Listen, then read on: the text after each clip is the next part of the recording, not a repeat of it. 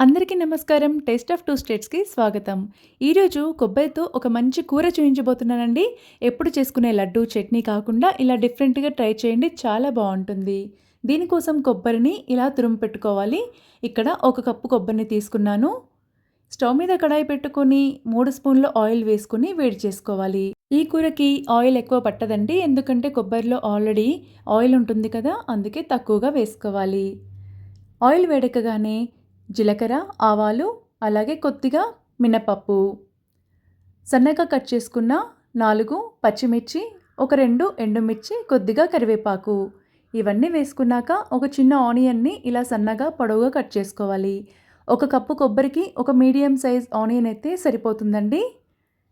ఇప్పుడు ఉల్లిగడ్డ వేగడం కోసం కొద్దిగా ఉప్పు వేసుకొని వేయించుకుంటే త్వరగా వేగుతాయి.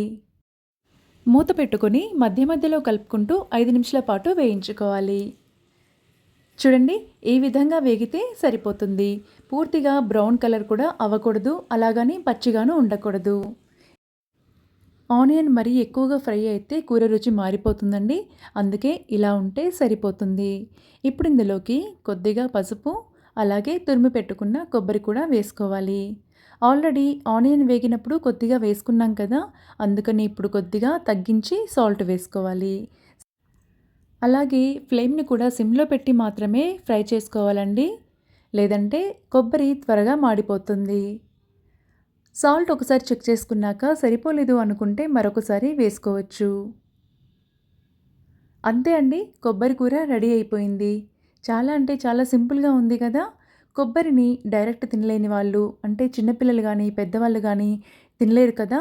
అలాంటి వాళ్ళకి ఈ కూర చాలా యూస్‌ఫుల్‌గా ఉంటుంది. రెసిపీ నచ్చిందా? అయితే మీ ఫ్రెండ్స్ అండ్ ఫ్యామిలీకి షేర్ చేయండి. టేస్ట్ ఆఫ్ 2 స్టేట్స్‌ని సబ్స్క్రైబ్ చేసుకోండి. Thank you for watching.